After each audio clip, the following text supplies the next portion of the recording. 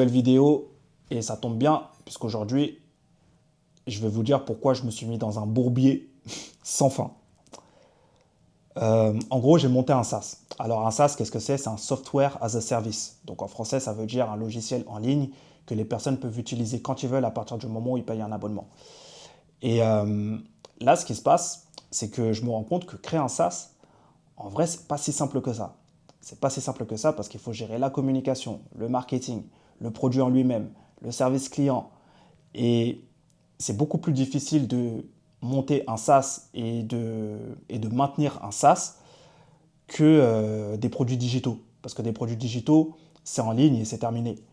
Un SaaS, c'est différent parce en fait, il faut tout gérer. Il faut gérer les mises à jour, il faut gérer à partir du moment où il y a des bugs, il faut gérer à partir du moment où les personnes ne peuvent pas se connecter, etc. Et en fait, ça me met un petit peu dans un bourbier parce que moi, à la base, j'ai pas signé pour ça. J'ai pas signé pour ça. Moi, j'ai signé pour faire des produits digitaux et faire ce que j'avais à faire. Mais en fait, l'idée, c'est que je pensais pas que avoir un SaaS et maintenir un SaaS, ce serait aussi compliqué. Mais de toute façon, je me dis aussi d'une autre façon que se mettre dans des situations inconfortables volontairement, c'est l'histoire de ma vie. C'est l'histoire de ma vie. Et au final, je donne le meilleur de moi-même à partir du moment où je me retrouve vraiment dans des situations inconfortables, surtout en ce qui concerne le business. Je suis maintenant entrepreneur depuis 6 ans.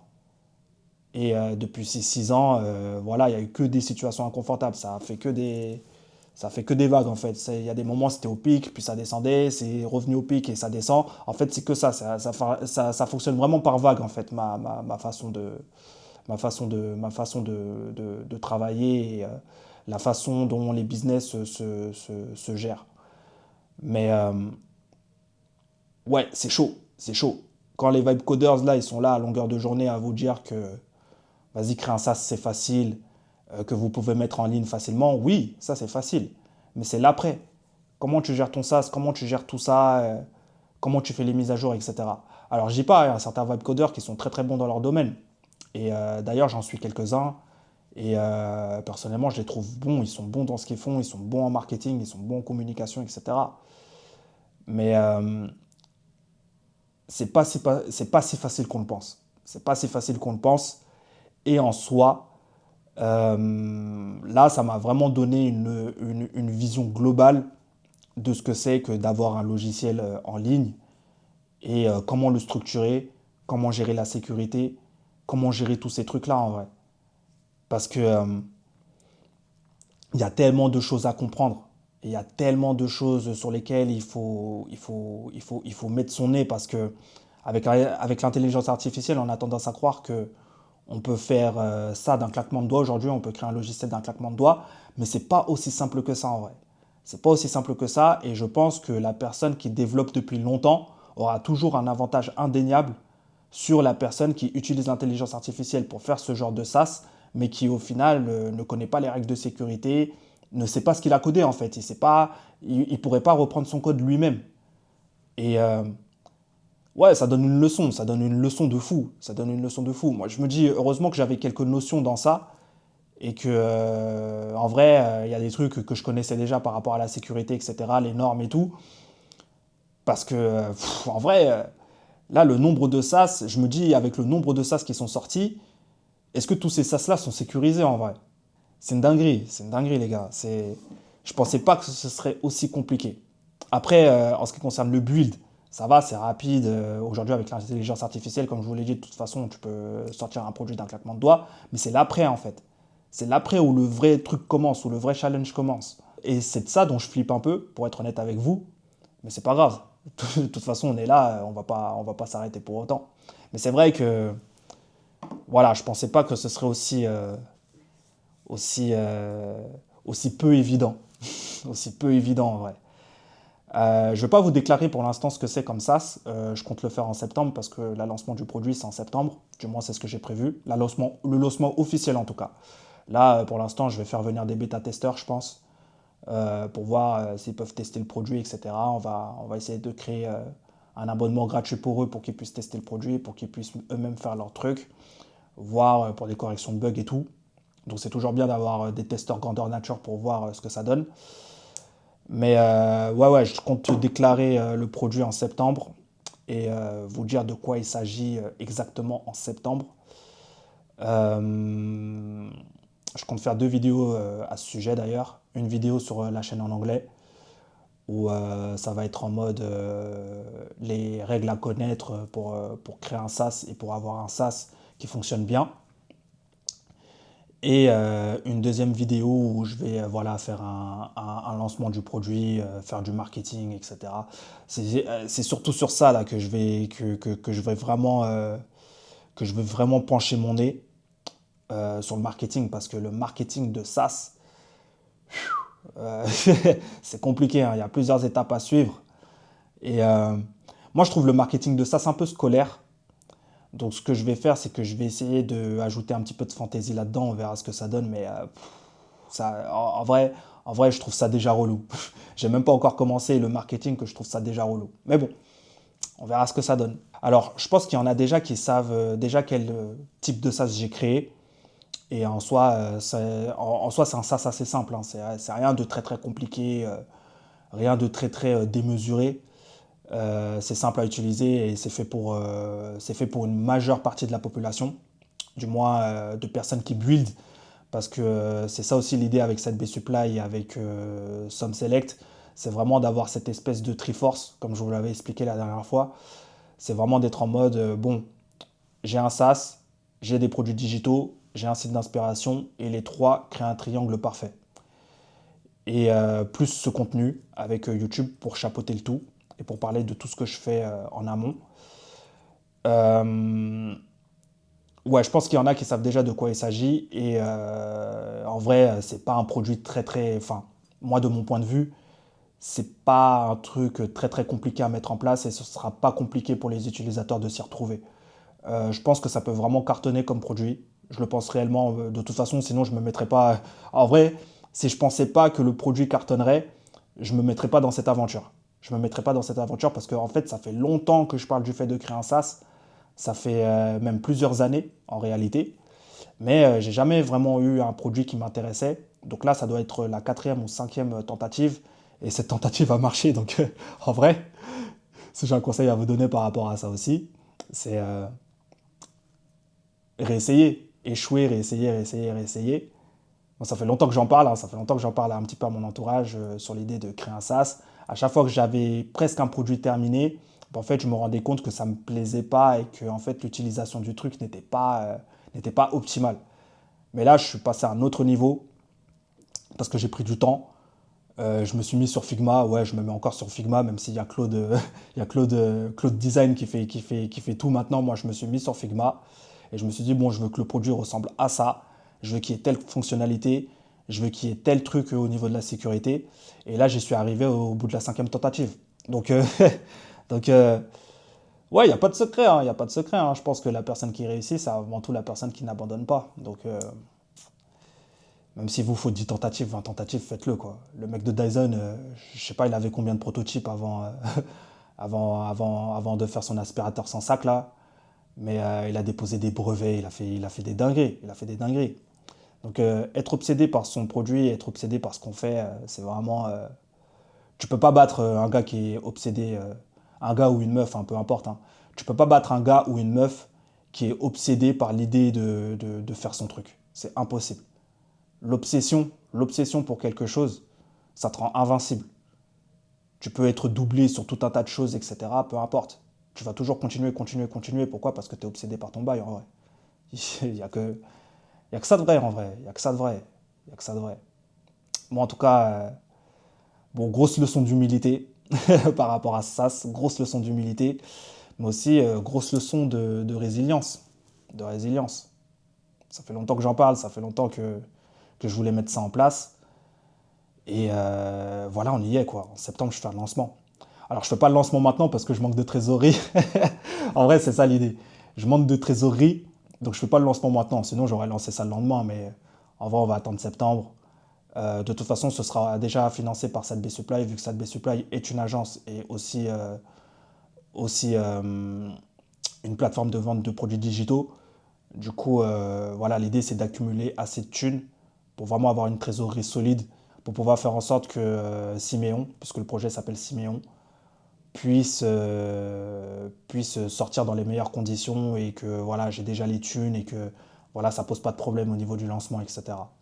Mais ouais, pour le coup, waouh, c'était spécial, hein, c'était spécial. Parce que quand j'ai terminé en fait de construire ce sas après la cinquième tentative, j'étais là, bah c'est tout. ça m'a ça m'a rien fait de plus quoi. Ça m'a rien fait de plus. J'étais content parce que je me suis dit bon, j'ai terminé un truc et je vais pouvoir me détendre un petit peu, même si je suis jamais vraiment détendu, mais je vais pouvoir me détendre un petit peu. Mais ouais, je me suis dit ah, c'était que ça entre guillemets. C'était trop spécial. C'était trop spécial. En fait, la sensation elle était spéciale parce que j'étais content et en même temps, je me suis dit bro, c'est le quotidien quoi. C'est c'est trop bizarre. C'est trop bizarre. Mais c'était incroyable, hein. De toute façon, je referai une vidéo, comme je vous l'ai dit, je referai une vidéo où je parlerai de tout ça vraiment dans les détails, de quoi il s'agit, pourquoi je l'ai fait, comment je l'ai fait. Vous parler aussi un petit peu de détails techniques et tout. Là, c'était vraiment pour dire, bon, j'ai terminé mon SAS, c'est fini. Maintenant, je vais launch et je vais launch en septembre. Mais ouais, l'idée, c'était vraiment voilà, de vous dire que voilà, j'ai mon troisième produit, ça y est, ma Triforce est terminée. Bien évidemment, on va pas s'arrêter de build pour autant. Il y aura d'autres trucs qui vont arriver derrière, je pense. Parce que de toute façon, bah, c'est ma vie aujourd'hui, il va falloir l'accepter. Il va falloir l'accepter. Euh, Ma vie, c'est build. Je vis pour ça. Je mange pour ça. Je dors pour ça. Donc voilà, hein, voilà où on en est. Et, ça va continuer. C'est le troisième produit de cette Triforce, comme j'appelle ça la Triforce, le triple S. Troisième produit triple S. Et voilà, après ça, je pense que je vais faire des produits un petit peu plus expérimentaux. Je vais faire tester des trucs, etc. Ça va être marrant. Mais voilà, du moins maintenant vous le savez, c'est terminé. C'est terminé. C'est le troisième produit et je lance en septembre.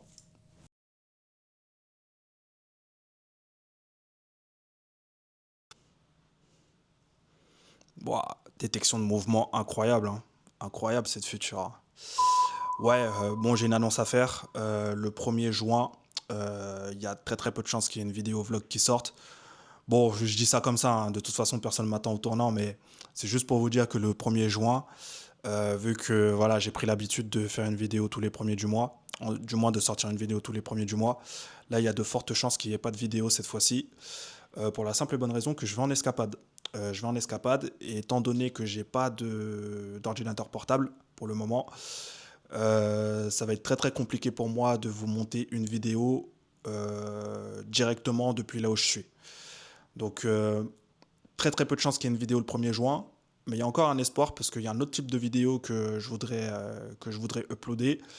Mais le truc c'est que j'ai pas encore commencé, sachant qu'en plus bah, j'ai une tonne de choses à faire en ce moment. Genre, on m'a commissionné sur plein de petits sujets que je dois traiter le plus vite possible. Et ce serait bien que je les traite avant que je parte. Donc, ouais, je suis un peu débordé là. Il me reste même pas quelques jours avant de m'en aller. Donc, il va falloir que je traite ça le plus vite possible.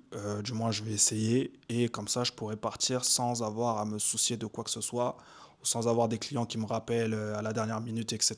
Puisque, bon, en vrai, là où je vais, bah, il y aura connexion internet, etc., hein. C'est pas, c'est pas la question. C'est juste que ouais, j'ai pas d'ordi portable et je pourrais pas bosser de là où je suis. Euh, donc il va falloir que je me bouge et que j'achète un MacBook Pro M5 de préférence, en 15 pouces, puisque voilà, il me faut un grand écran. Sinon, j'arrive pas à bosser sur les petits écrans. Et tout ce qui est MacBook Air, c'est pas trop ma cam. Sinon, j'aurais pris MacBook Air, la cache, et j'aurais fait ce que j'ai à faire. Mais voilà, je préfère avoir un Pro directement plutôt que mettre des tals dans un Air et que, vas-y, en fait, ce soit pas vraiment adapté à ce que je cherche à faire, sachant que, en vrai, moi, il me faut vraiment de la puissance de calcul. Donc, j'ai pas le choix que de partir sur un M5 ou un M4 minimum. Je vais voir s'il y a des M1 Pro, je vais voir ce que ça vaut. Sinon, voilà, de toute façon, ça va être compliqué que je puisse effectuer cet achat avant de partir. Donc, ouais, pas de vidéo, en tout cas, rien de prévu le 1er juin, mais il y a possibilité qu'un truc sorte d'ici là, on sait jamais, quoi. On sait jamais. Il faut juste que je me bouge en vrai. C'est juste ça. Et moi, en vrai, je suis un mec. La vérité, c'est que je suis un gars feignant un peu. Parfois, j'ai la flemme de ouf. J'ai la flemme de ouf. Et c'est ça qui me tue à petit feu en vrai, c'est que j'ai la flemme de ouf. Et c'est pas bon d'avoir la flemme. Faut garder de la discipline quand même, un minimum. Mais après, il y a des jours où t'as pas envie, quoi. Tu le fais pas et puis tu reportes un peu le truc. C'est un peu relou, hein, de taffer à la dernière minute, etc. Mais voilà, quoi. Ça fait aussi partie du jeu. Avoir la flemme, ça fait aussi partie du jeu. Procrastiner, ça fait aussi partie du jeu. Et il faut faire avec. Il faut faire avec. Alors, ce que je vais faire là maintenant, c'est que je vais vous montrer sur quoi je taffe. Du moins, voilà les projets que je peux vous montrer, parce qu'il y a des trucs, vu que c'est sous contrat, c'est un peu confidentiel et je peux pas vous montrer de quoi il s'agit. Mais il y a certains petits trucs que je peux vous montrer, sachant qu'en plus, bah, il y a des trucs qui sont déjà en ligne et il y a d'autres trucs sur lesquels voilà, j'ai bossé avec mes frérots. Donc je vais vous montrer ça et vous ferez votre propre avis sur ce que ça vaut.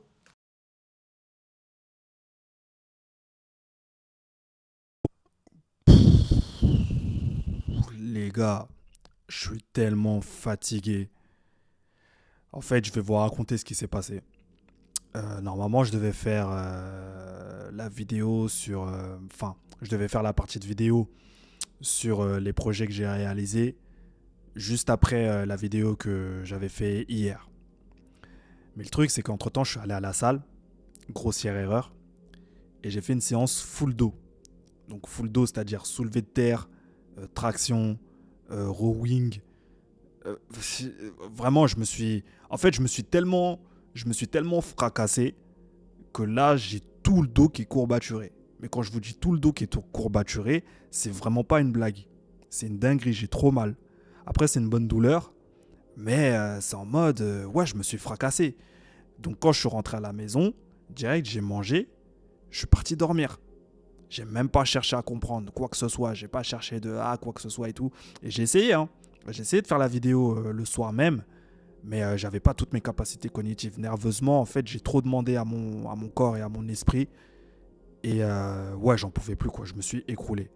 Alors là, j'ai dormi et je suis encore fatigué parce que j'ai mal dormi, parce que j'ai mal au dos en soi. Mais ouais, c'est séance de malade, séance de malade. Et j'aurais jamais dû faire ça.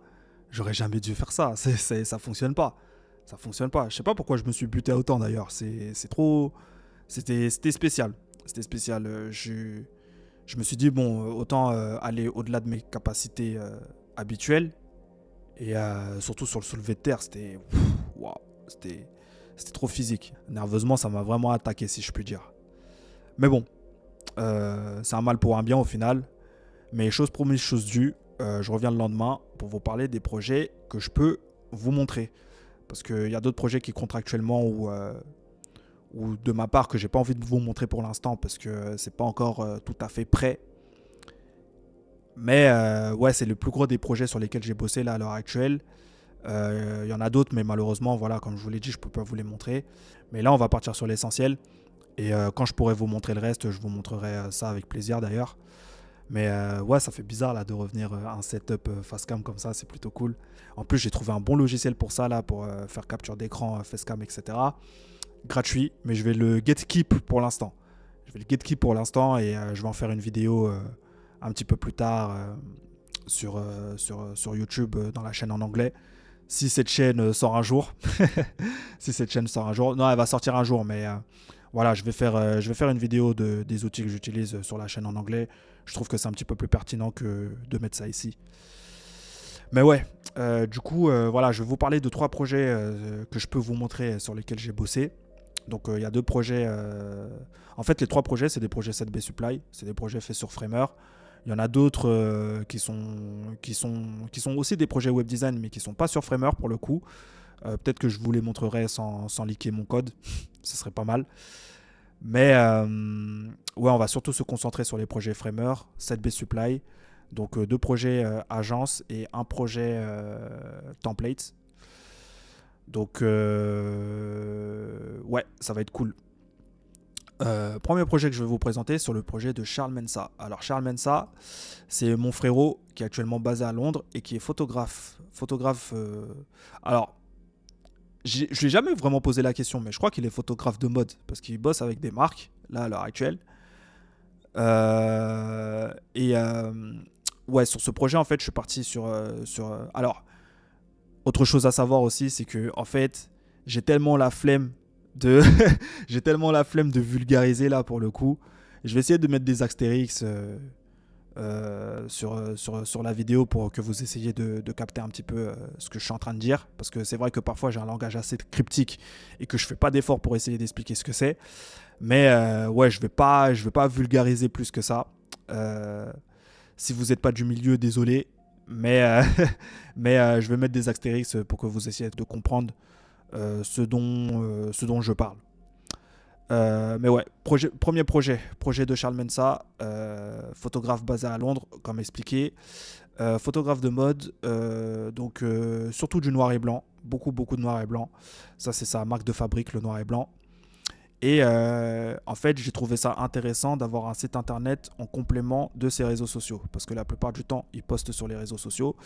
Mais en fait, le truc à savoir, c'est que ça, c'est plus du côté stratégique, etc. Quand vous bossez dans l'art, c'est toujours bien d'avoir une présence en ligne avec un site internet. Peu importe la manière dont vous faites votre site internet, peu importe la manière dont vous voulez le présenter, c'est toujours bien d'avoir un site internet. Pourquoi ? Parce que si vous êtes uniquement sur les réseaux sociaux, bah, ça vous donne du proof socialement parlant, et c'est bien. Mais le site internet, ça assoit vraiment votre autorité, si je puis dire. Donc j'ai trouvé ça intéressant de lui faire un site internet en Canvas Infini. Pour la simple et bonne raison que le Canvas Infini, pour ce type de prestations, je trouve que ça matche super bien. La photographie, le Canvas Infini, ça fonctionne super bien à chaque fois. J'ai eu des exemples comme ça d'inspiration qui utilisaient aussi le même stratagème. Mais le truc, c'est que je les ai pas en tête. Peut-être que je les mettrai sur SumSelect. Voilà. C'est à ça que sert SumSelect, justement. Peut-être que je les mettrai sur SumSelect en sélection un petit peu plus tard. Mais ouais, le Canvas Infini, vous pouvez jamais vous tromper. Pour un site de photographie, le Canvas Infini, c'est ce qui fonctionne le mieux. En tout cas, moi, de ma part, si c'est bien exécuté, si c'est bien fait, si c'est bien implémenté, ça fonctionne toujours bien. Donc, Canvas Infini sur la page d'accueil et Canvas Infini dans la galerie. Pareil.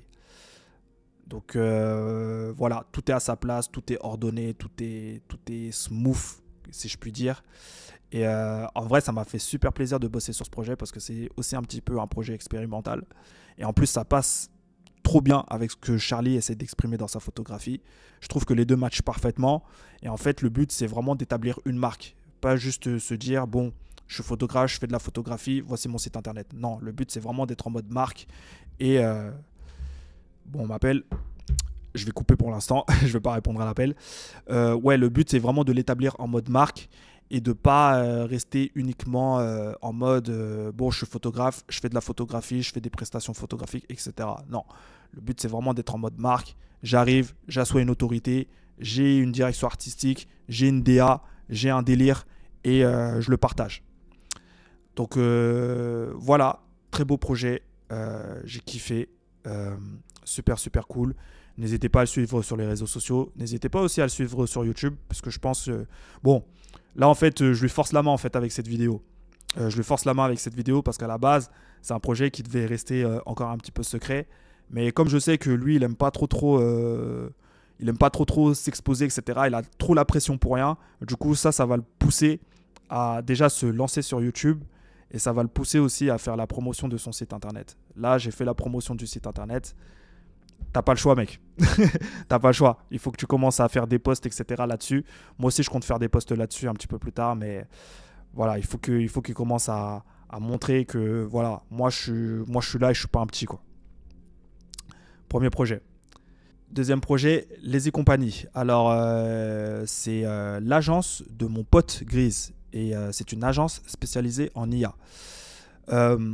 Ce qu'on avait remarqué avec Grise par rapport à tout ce qui concerne les landing pages et tout ce qui concerne les agences IA, c'est que la plupart du temps, ils vont plus miser sur le marketing que sur ce qu'ils font réellement. Ce qui fait qu'à la fin, on ne sait pas ce qu'ils vendent. Moi, en tout cas, La plupart du temps, quand je suis tombé sur les sites à peu près concurrents, des sites aussi qui m'avaient envoyé, c'est que, en fait, on comprend pas ce qu'ils vendent. On comprend pas du tout ce qu'ils vendent. Ils utilisent beaucoup de buzzwords, beaucoup de notions de marketing pour en fait pas grand chose. Et en fait, l'idée avec Gris, ce qu'on s'est dit, c'est qu'on s'est dit, bon, en fait, il faut que ce soit le plus facile possible à comprendre, même pour des personnes qui ne sont pas du milieu. Donc, on est parti sur une landing page en une page, très très simple, overview, process, use case, métrique, fac. Simple, efficace, pas besoin de plus. C'est une agence, il y a tout qui est expliqué, tout le process qui est expliqué, ce qu'ils font réellement en IA. Et c'est comme ça qu'il pourra se démarquer de ses concurrents. Parce que, franchement, je vous dis la vérité, moi, personnellement, moi-même qui ai l'habitude de me balader sur beaucoup de sites internet, etc., les sites internet spécialisés en IA, surtout qui sont en mode agence ou en mode communication, etc., on comprend rien à ce qu'ils vendent. Et comment on en est arrivé là? D'autant que, en fait, c'est marrant parce que j'aime bien faire le parallèle avec Coca. Quand tu te retrouves sur la page Instagram de Coca-Cola, en fait, tu ne sais pas qu'ils vendent des boissons, quoi. Parce que eux, ils en ont plus besoin, en fait. Ils en ont plus besoin parce que Coca-Cola, en fait, c'est tellement une marque. En fait, l'expansion est tellement mondiale qu'en fait, ils n'ont plus besoin, en fait, de forcément communiquer sur leurs bouteilles. Eux, ce qu'ils communiquent uniquement, c'est voilà, c'est la joie de vivre, etc. Tu as plein de posts qui sont relatifs à ça. Mais en soi, Coca-Cola n'a plus besoin de communiquer pour ses bouteilles. C'est pareil pour Red Bull. Ils n'ont plus besoin de communiquer sur leurs bouteilles ou sur leurs canettes pour la simple et bonne raison que c'est connu mondialement. Mais ce n'est pas le cas de toutes les boîtes. C'est pas le cas de toutes les boîtes. Et si je ne sais pas ce que tu vends, moi, personnellement, j'ai pas... Enfin, après, ça, c'est mon avis personnel. Hein, mais si je ne sais pas ce que tu vends, pourquoi je vais vouloir bosser avec toi? C'est ça qu'il faut se dire. Et l'IA, même si... Enfin, il y a beaucoup de buzzwords en IA. Hein. L'IA, c'est beaucoup de marketing. En fait, c'est une tranche de métier où il y a beaucoup de marketing et on ne sait pas ce que les gens vendent. Malheureusement. Et c'est dommage. Et c'est vraiment ce qu'on a essayé d'éviter en fait avec cette landing page Lazy Company.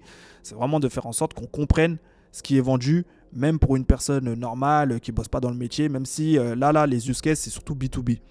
Lazy Company va surtout s'orienter B2B. Mais il faut que même une personne qui soit un client particulier puisse comprendre de quoi il s'agit. Et c'était ça c'était vraiment ça le challenge. Et je pense qu'on l'a relevé haut la main, puisque c'est pas mal. Hein. C'est pas mal. Moi, j'ai kiffé bosser là-dessus. En plus, c'était fluide. En plus, moi, avec cette B-Supply, j'aime bien faire des onboarding. J'aime bien faire des onboarding pour que les personnes puissent suivre comment le site internet évolue, etc. etc. Alors, ça fait partie de ma façon de faire, donc je ne vais pas vous montrer les détails là-dessus. Mais ouais, c'était fluide, tout était fluide, les échanges ils étaient fluides, c'était incroyable. Moi, j'ai kiffé de ouf. Et troisième projet, bon, encore une fois, la template n'a toujours pas été acceptée pour Framer. Et du coup, je suis pas parti d'une feuille blanche. Il y a beaucoup de pages que j'ai effacées parce que ça commençait vraiment je prenais racine, quoi, tout simplement. Je prenais racine, ça me saoulait.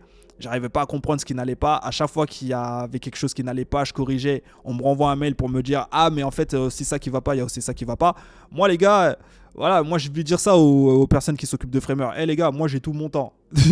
J'ai tout mon temps. Moi, pour moi, c'est pas pressé. Il y a déjà des templates qui font du chiffre. » Ouais, pourquoi vous dites pas directement aux gens ce qui ne va pas au lieu de faire des prestations au compte-gouttes comme ça? Je trouve ça... C'est fou, ça, quand même. C'est abusé. Mais bon, c'est pas grave. Je suis pas reparti d'une feuille blanche, mais il y a beaucoup de pages que j'ai effacées parce que moi-même, j'avoue que de mon côté, en fait, j'ai trop abusé. J'ai mis trop de pages. Il y avait trop d'informations. Tout était compacté. Même moi, je me suis rendu compte que j'avais du mal à lire ce qui s'est passé. Donc, je suis parti sur un nouveau héros. Totalement nouveau héros. Même nouvelle façon de fonctionner, etc. Nouvelles animations et tout. Parce que, ouais, moi-même, j'ai remarqué, hein, que l'ancienne landing page, ça faisait un petit peu trop. Là, j'ai écrémé un maximum, histoire de conserver aussi cette partie Site-Based Supply où c'est vachement épuré à chaque fois. Et ouais, le but, c'était vraiment de revoir ça de fond en comble. Parce que, voilà, il faut aussi assumer quand on fait des erreurs. Et ça, c'est une erreur que j'avais fait à vouloir mettre trop de choses d'un coup pour une template qui va coûter $99. Alors, C'est un petit peu plus cher que la moyenne parce que c'est une template landing page pour le coup. Et à la base, cette Supply ne faisait pas de landing page. Moi, j'étais contre le fait de le faire des landing pages. Mais bon, c'est un truc que je devais exploiter puisque moi-même, en fait, je me mets de plus en plus à bosser dans la tech. J'ai de plus en plus de prestations pour la tech. Enfin, de demandes de prestations et de demandes de devis pour la tech. Donc du coup, ouais, je me devais de commencer à bosser un petit peu dans ça parce que en fait, j'ai pas spécialement envie non plus d'être dépassé. Surtout que la tech, en fait, c'est là où on demande le plus de designers là, à l'heure actuelle.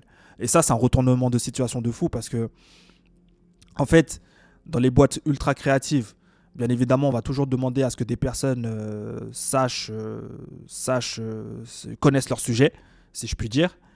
Mais dans la tech, ça, c'est pas quelque chose de nouveau, hein, ça existe depuis longtemps, mais c'est vrai qu'on demande de plus en plus de designers en fait dans la tech. Et ça, c'est super, super intéressant. Ça veut dire que les personnes qui sont orientées tech sont de plus en plus dans l'idée d'avoir un design qui reflète l'identité d'une marque. Et ça, ça, c'est super intéressant. Ça, c'est super intéressant de voir un petit peu comment le domaine du design évolue et tout. Et ouais, je voulais pas rester derrière, donc c'est pour ça que je me suis dit, bon, je vais déjà commencer à faire des templates dans la tech parce que en vrai, c'est là où il y a le plus, c'est là où il y a le plus de design intéressant aujourd'hui. En tout cas, pour ma part, de ce que je vois, c'est là où, vu que c'est très codifié comme façon de faire. Une landing page, quand vous faites une landing page, c'est très très codifié.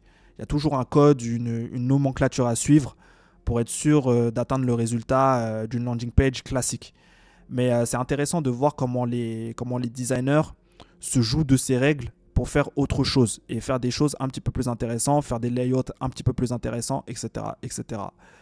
Et c'est ça qui est cool en fait dans l'idée de bosser dans la tech en fait. C'est que tu dois sans cesse repousser tes limites. Et c'est ça qui est cool et c'est pour ça que j'ai eu envie d'expérimenter et que voilà, il y a de grandes chances qu'il y ait d'autres templates orientés tech pour cette Supply. J'aimerais bien en avoir 5 ou 6. Donc on va voir comment ça évolue, mais voilà, j'aimerais bien que Framer aussi se bouge un petit peu et puis, et puis on verra bien par la suite si on peut faire un pack de 6 templates, Framer orienté tech, ça peut être cool. Ça peut être cool. Donc voilà, j'ai fait le tour. Bon, il y a d'autres projets, mais malheureusement, je ne peux pas vous les montrer pour l'instant. Je pense que je vais faire un autre épisode où je vais montrer les autres projets aussi. Je pense aussi que je vais parler de ce que j'utilise, comme outil pour la chaîne en anglais. Mais ouais, voilà où on en est. Le bon taf n'est jamais fini.